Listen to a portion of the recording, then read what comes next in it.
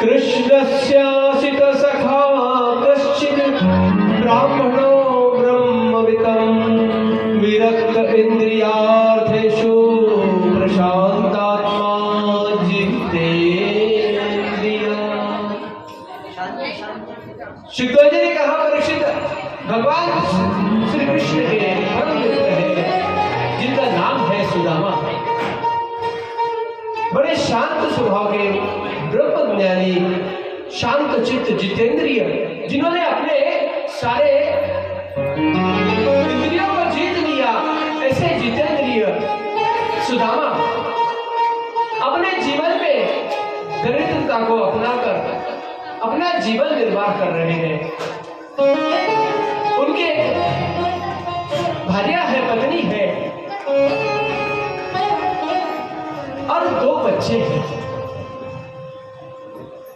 अपने भार्या के साथ दिन व्यतीत करते हैं, किसी के घर मांगने जाते, मिल जाता तो लाकर प्राप्त करते, वरना उस दिन जल पी करके अपना जीवन निर्वाह करते।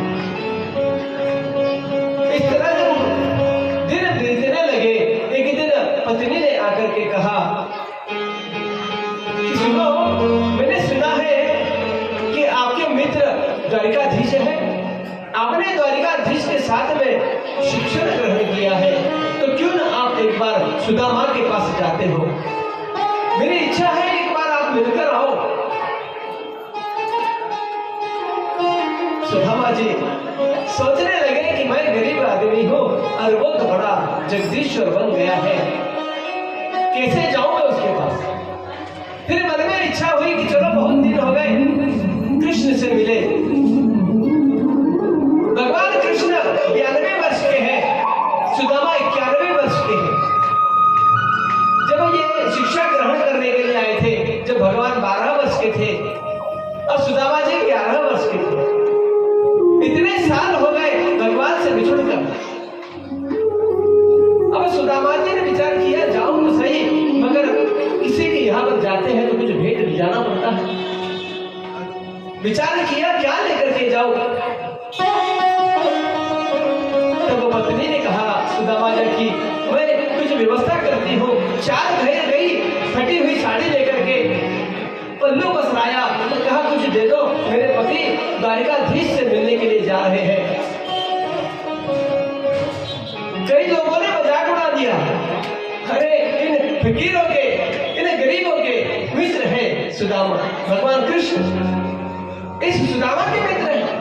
हंसी करने लगे, मगर एक जगह पर एक घर से उनको भिक्षा मिली, मगर जब लेने के लिए गई तो फटी साड़ी से आधे तंदूर नीचे गिर गए। उस तंदूर को उठाया, साड़ी में जैसे तैसे लेकर के आई है, आकर के पति से कहा, एक कपड़े में बांध करके दिया, कहा ये तंदूर लेकर के जाओ। अपने मित्र कृष्ण को ये तंदूर देना।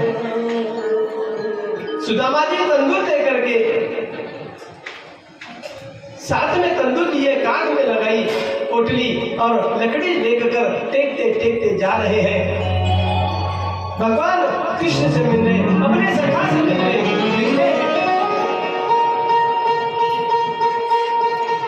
जब द्वारिकापुर की नगरी में पहुंचे, द्वारपाल ने रोका, कहां जा रहा है?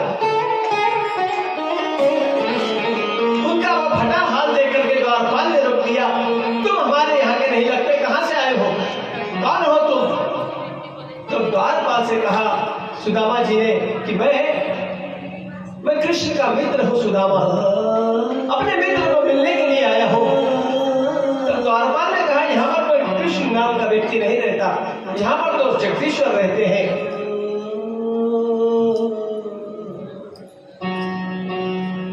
तब एक पुराना जो बूढ़ा सैनिक था, द्वारपाल था, वो आया, नाम सुनकर कहा, क्या किससे मिलना है तुम्हें? कृष्ण से? बोले हाँ। अरे वही तो जगदीश है, वही तो द्वारिकाधीश है। और जब सैनिक से कहा कि जाओ भगवान से कहो कि उनका मित्र सुदामा मिलने के लिए आया है, ये सैनिक गया अंदर संदेश देने के लिए। इधर भगवान जो है अपनी पत्नियों के साथ बैठे हैं, भोजन प्राप्त कर रहे हैं, भोजन हो गया। अब जाने वाले हैं। तभी वह सेवक आया और कहने लगा कि प्रभु, द्वार पर एक भिक्षुक आया है, धोती फटी सी लटी दुपटी और उपाहन के नहीं क्षमा, द्वार खड़ो द्विज दुर्बले, अपनो नाम बतावे सुदामा।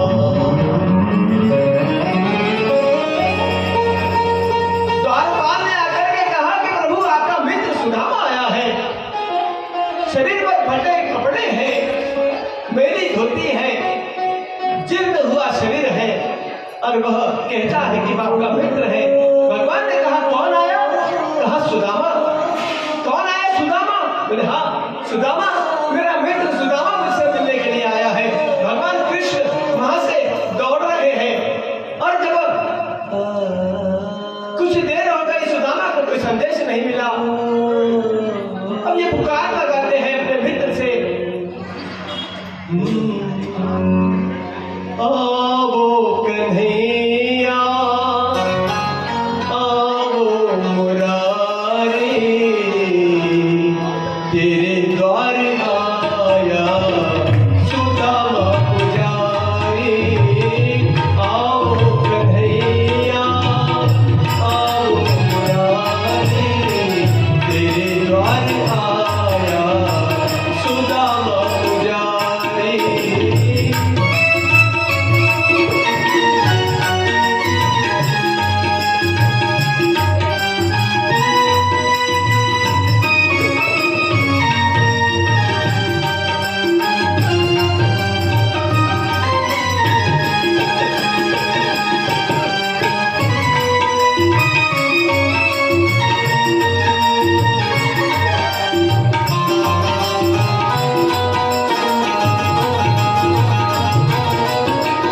क्या मैं बताऊं, क्या मैं सुनाऊं, क्या मैं बताऊं, क्या मैं सुनाऊं।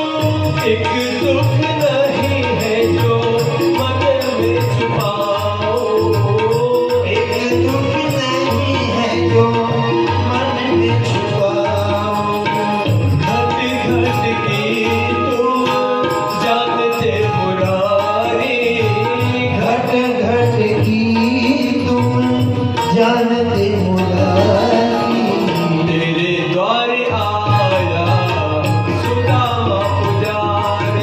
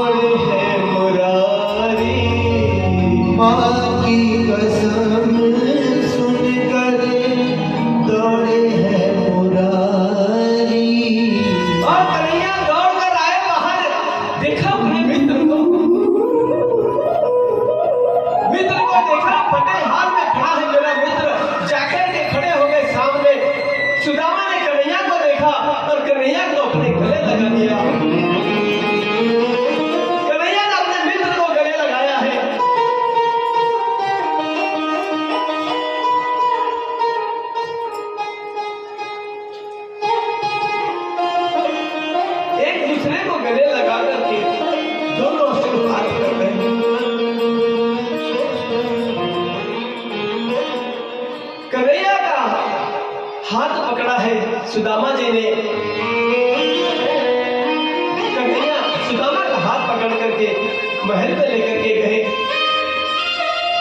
महल में ले जाकर के बिठाया आसन पर और परात मंगाई, उनके चरण उसमें रखे और अब चरण पखार रहे हैं प्रभु और पूछ रहे हैं कन्हैया कैसे बिहाल बिहाई न सोई, घंटक जाल पड़े पुनि जोई, हाय महादुख पायो सखा तुम, हाय महादुख पायो सखा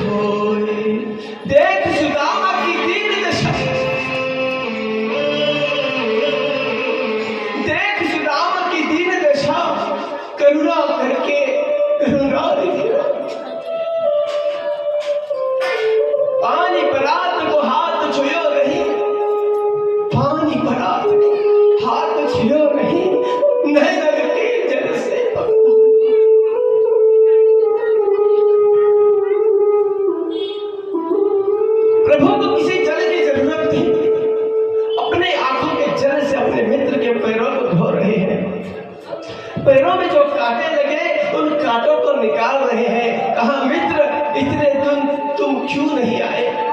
अरे बड़ी देर करी तुमने आने में मित्र। कन्हैया ने कहा मैं संसार में फंस गया था प्रभु, इसलिए आपकी याद नहीं आई। और हम भी संसार में आए हैं प्रभु की भक्ति करने के लिए, मगर इस संसार की माया हमको पकड़ लेती।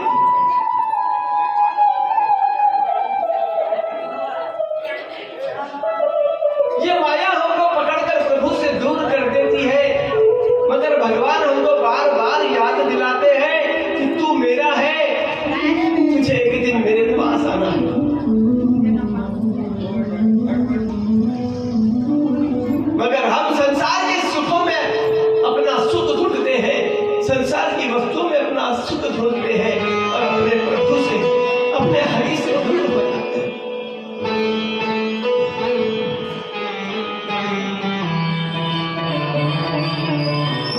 कन्हैया ने अपने मित्र के चरण पखारे और उनको अच्छे वस्त्र दिए और कहा सुदामा तेरे परिवार में कौन है, तूने विवाह किया? सुदामा ने कहा हाँ मैंने विवाह किया, तुम्हारी एक भाभी है और तुम्हारे दो भतीजे भी हैं, मुझे दो पुत्र हैं। और कन्हैया क्या तुमने भी विवाह कर लिया?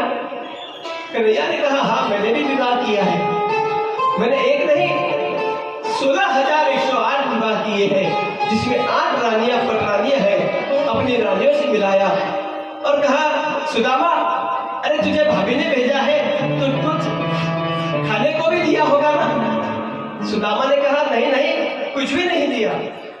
अरे सुदामा कहीं तुम उस रात्रि चने मेरे पार्टी के खा गए थे, क्या अभी ये जो तुम लाए हो खाना चाहते हो अकेले अकेले?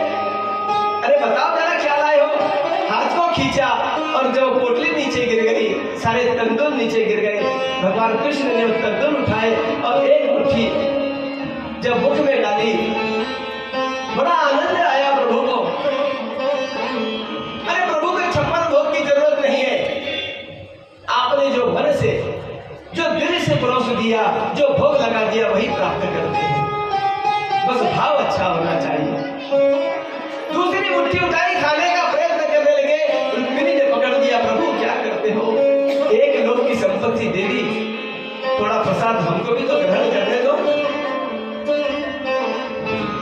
और उस सारे तंदूर को उठा करके सारी रानियों में एक एक दाना भिजवा दिया, सारी रानियों ने एक एक दाना ग्रहण किया। अपने मित्र को भोजन कराया, आनंद के साथ वहां पर रहने लगे बड़े प्रेम से। भगवान कृष्ण अपने पलंग पर अपने मित्र सुदामा को सुलाते हैं साथ में, और रोज नई नई बातें करते हैं कि हमने गुरुकुल में ऐसा किया था, हमने गुरुकुल में वो किया था, हमने गुरु जी से ये सीखा। और पूछते हैं सुदामा के बारे में कुशल मंगल। कुछ दिन भगवान के साथ में रहने के बाद अब सुदामा को अपने घर की याद आई। कृष्ण से कहा भैया कृष्ण अब मैं चलूं? तुम्हारी भाभी तुम्हारे भतीजे राह देख रहे होंगे। भगवान कृष्ण ने क्या किया, जो नए वस्त्र आभूषण किए थे सब निकलवा लिए, पुरानी धोती ला करके दे दी, पुराने फटे कपड़े ला करके दिए, कहा सुदामा ये तुम्हारे कपड़े पहन लो और भाभी से कहना मैंने याद किया, बच्चों से प्यार करना। अब सुदामा जी जा रहे हैं, भगवान कृष्ण उनको छोड़ने के लिए दरवाजे पर आए। सुदामा जा रहे हैं, भगवान उनको छोड़ रहे हैं। अच्छा ठीक है सुदामा फिर आना। सुदामा जी कहते हैं हाँ कन्हैया मैं फिर आऊंगा। अब सुदामा जी जा रहे हैं। अब ये सुदामा जी जब वन के मार्ग से जा रहे हैं तो उनका एक मन कहता है अरे तू तो कहता था कि द्वारकाधीश तेरा मित्र है, ऐसा कैसा मित्र है?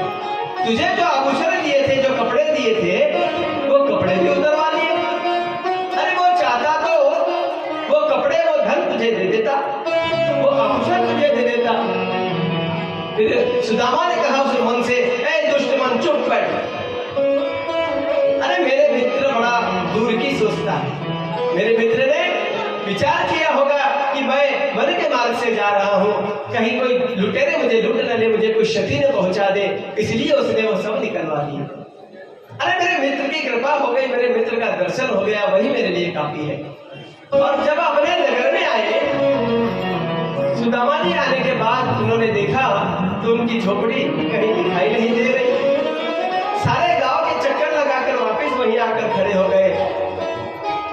तब देखा सुलक्षणा सामने से आरती लिखकर थाली लेकर आई। कहा, प्रभु स्वामी जी आइए, ये हमारा ही घर है। सुदामा जी को अंदर लेकर के गई। सुदामा जी ने पूछा, ये सब कैसे हो गया? तब सुलक्षणा ने कहा कि आपके जाने के बाद द्वारिकाधीश की मैं जब पूजा की सेवा कर रही थी, द्वारिकाधीश प्रकट हो गए और उन्होंने ये सब वैभव हमको दिया है, अन्य धन के कोठार भर गए, ये सब वैभव उन्हीं का दिया हुआ है। तब सुदामा जी उस दुष्ट मन को कहते हैं, अरे दुष्ट मन, देख तू कहता था ना तेरा मित्र कैसा है, ये देख मेरा मित्र ऐसा है। और जो प्रभु ने धन दिया उसका धन अच्छे कार्य में लगा रहे हैं, अनेक विधि से पूजा करते हैं, उद्यापन कार्य कराते हैं, दान दक्षिणा ब्राह्मणों में बांटते हैं, यज्ञ करवाते हैं, भगवान की पूंजी भगवान में लगाकर अपना जीवन व्यतीत कर रहे हैं।